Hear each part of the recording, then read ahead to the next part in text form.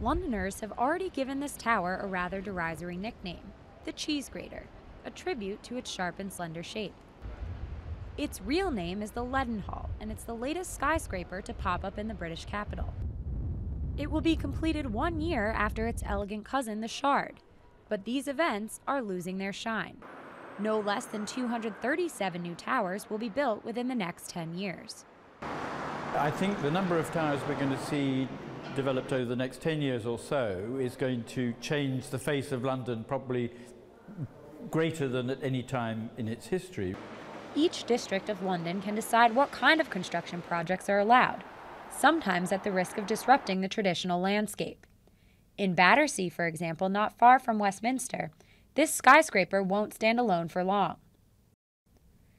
The City of London is one of the capital's oldest neighborhoods and will soon find itself covered with new towers.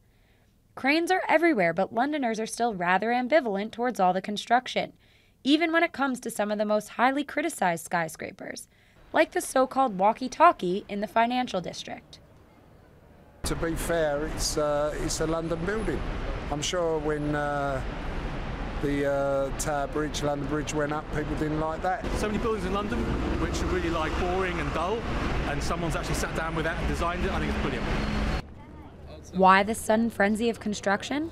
Officially, London hopes to keep up with an ever-growing population, growing from 8.3 million today and set to reach 13 million by 2050. But many of these buildings will be offices, and the rest will be aimed at the luxury market. The sharp spike in real estate prices attracts British financiers and foreigners who see it as a profitable long-term investment. We know what developers want to do with their very expensive plots of land. They want to build high-cost housing.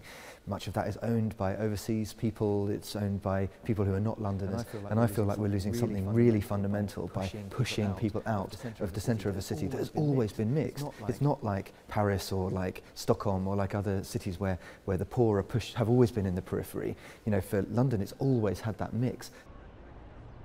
The highly criticized towers built in the 70s and 80s were at least aimed at housing the disadvantaged. Today, all these new construction projects are reserved for the wealthy elite. All this building also makes London almost unique among European cities. It is in a state of constant development. Tourists that flock here by the thousands get to see the city change almost before their eyes.